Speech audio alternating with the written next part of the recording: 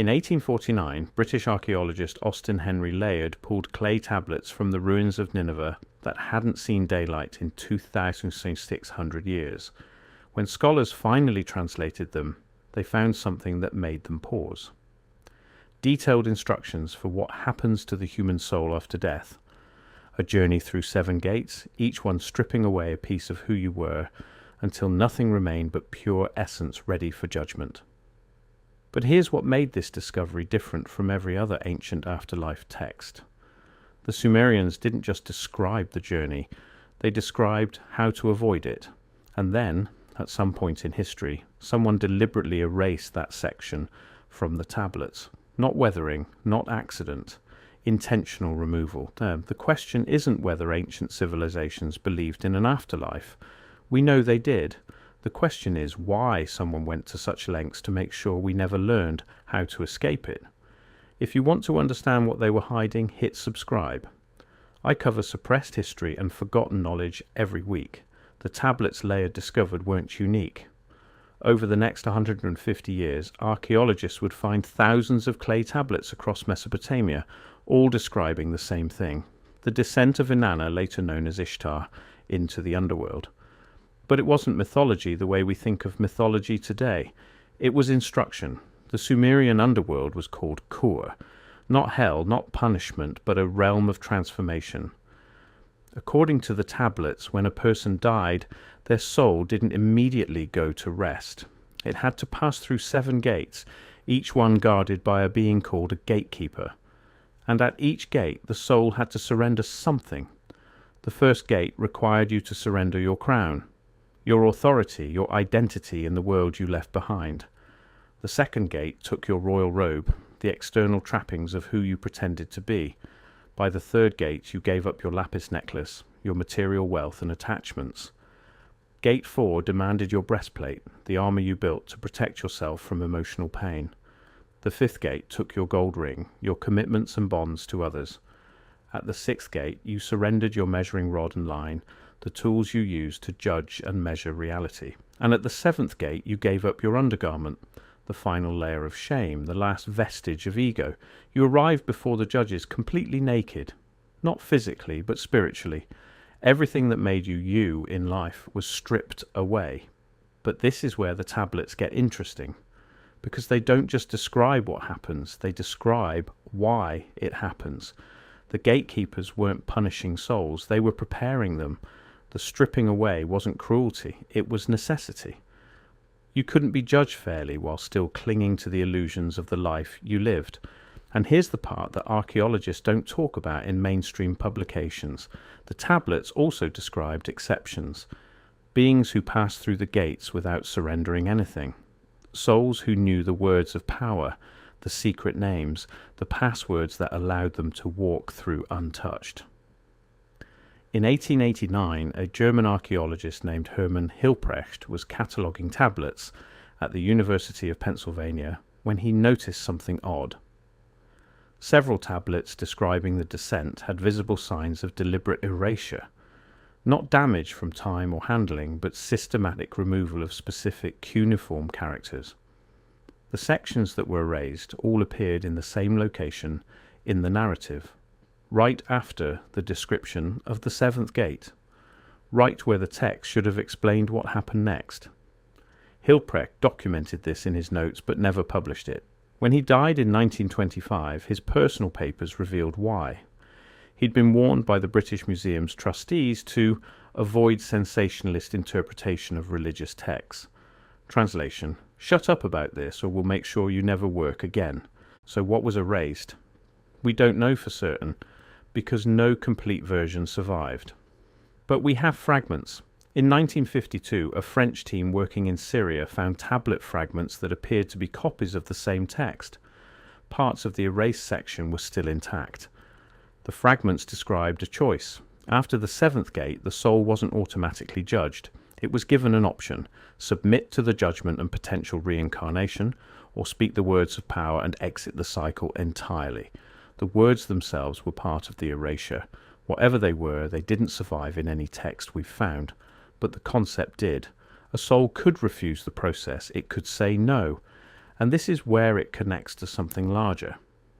Because the Sumerians weren't the only culture describing this.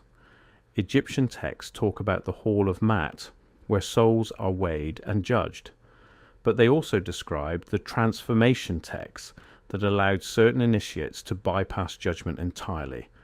Those texts were restricted to pharaohs and high priests.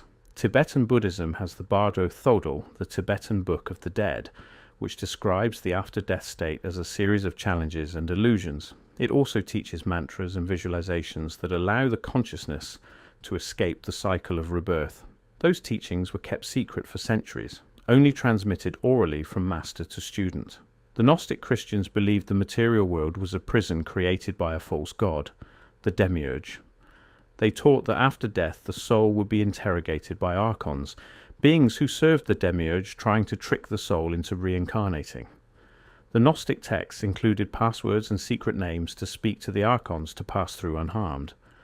The Catholic Church declared Gnosticism heresy and systematically destroyed those texts. See the pattern? Different cultures, different time periods, different languages, all describing the same thing.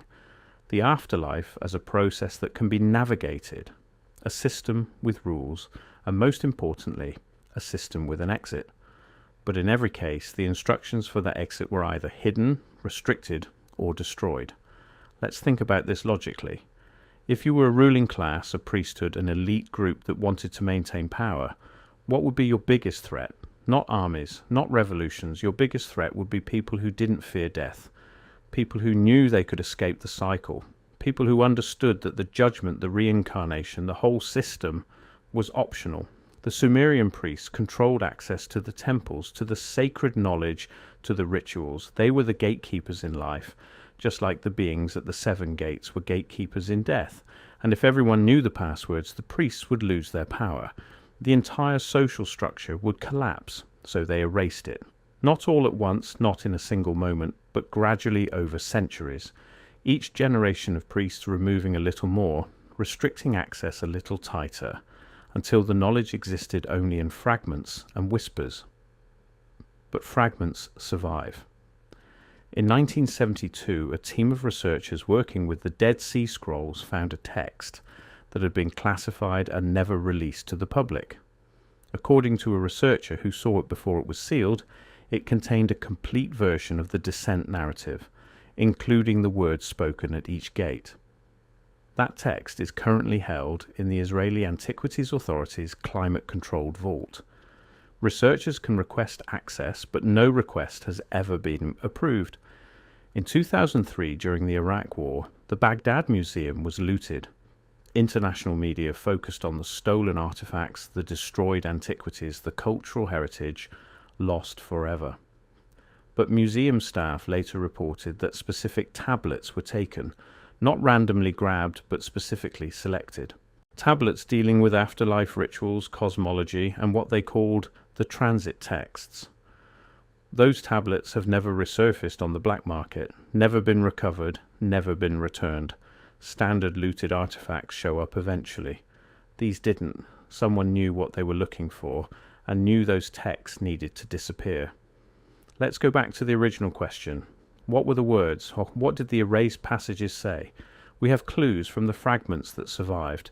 The Syrian fragments mention names of power, signs of recognition, and the utterance that cannot be refused.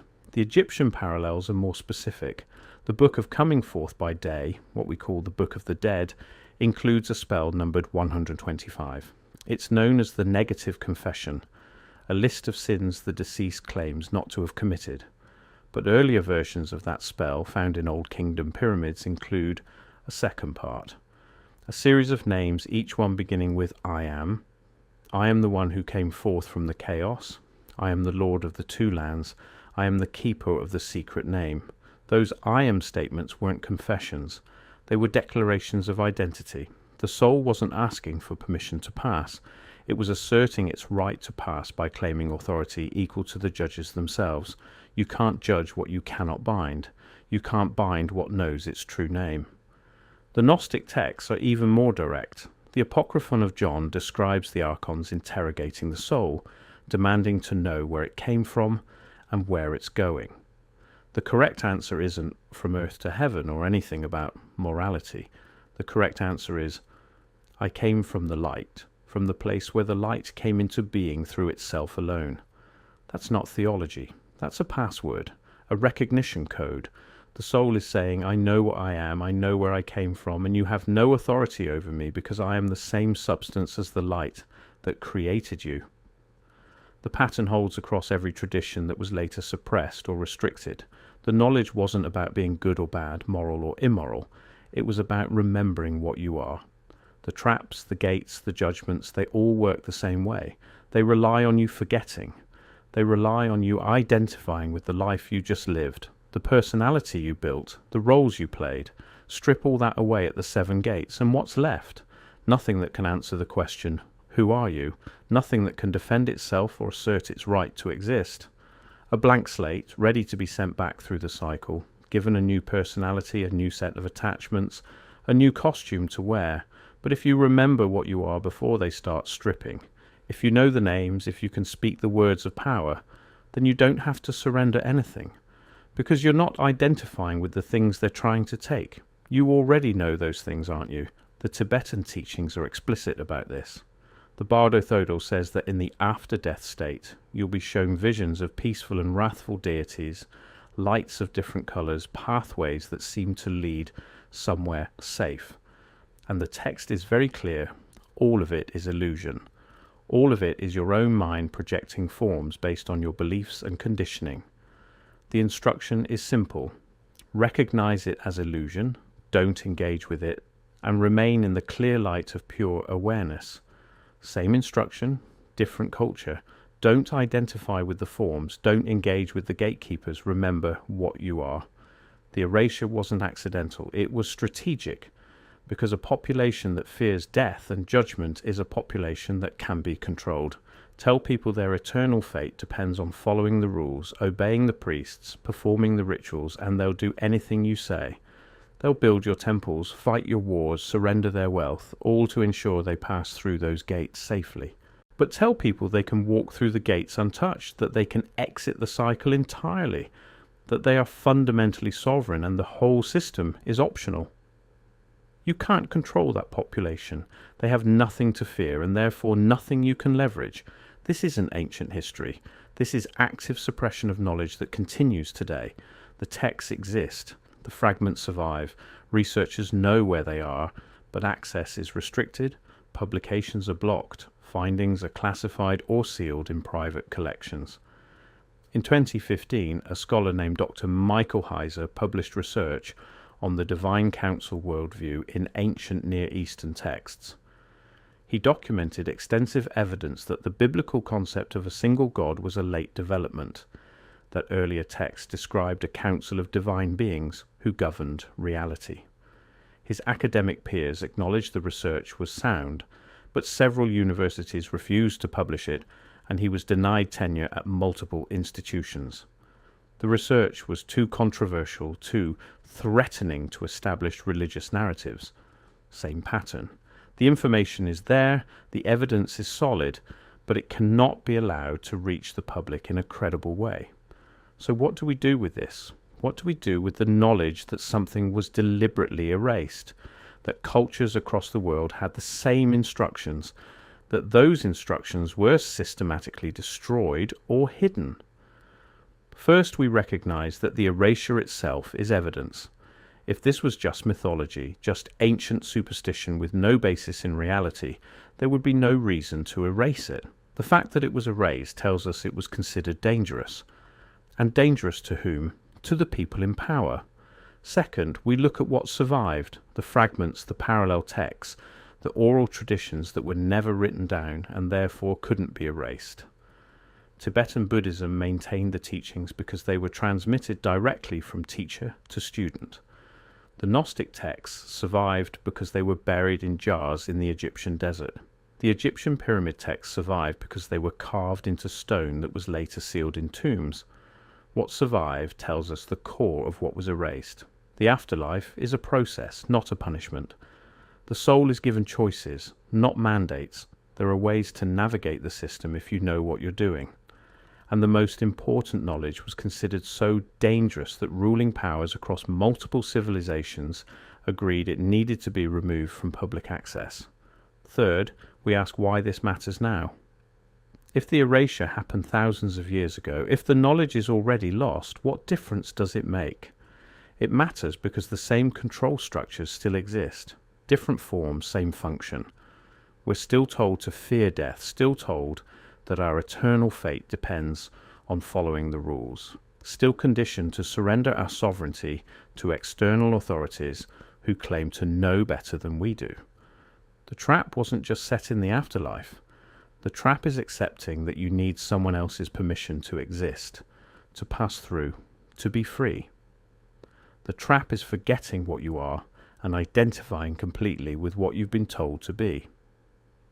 The Sumerian tablets described a trap: 7 gates, 7 surrenders, complete dissolution of identity.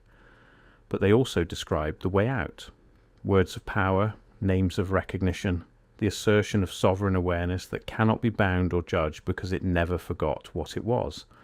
Someone erased those words. Someone wanted to make sure we never learned how to speak them. That erasure is still in effect. The tablets are locked in vaults, the research is suppressed, access is denied. But the concept survived. The understanding that the system is optional survived. The knowledge that you are not what they try to strip away at the gate survived. And that might be enough, because if you know there's an exit, you'll look for it. If you know the trap exists, you'll stop walking into it blindly. If you know the passwords were real, you'll start asking what they were and why they were taken from us. The Sumerians tried to tell us something 4,000 years ago, then someone made sure we couldn't hear it. But suppression isn't the same as elimination. Fragments remain. Parallels exist. The pattern is visible once you know to look for it. The question isn't whether the soul trap is real. The question is why someone invested centuries of effort into making sure we never learned how to escape it. That level of commitment to erasure tells you everything you need to know about what was lost. And maybe, just maybe, that's the first step toward finding it again. The tablets are still there, locked away in climate-controlled vaults. The passages are still erased, the knowledge still suppressed. But now you know it existed. Now you know someone thought it was important enough to destroy. What you do with that knowledge is up to you.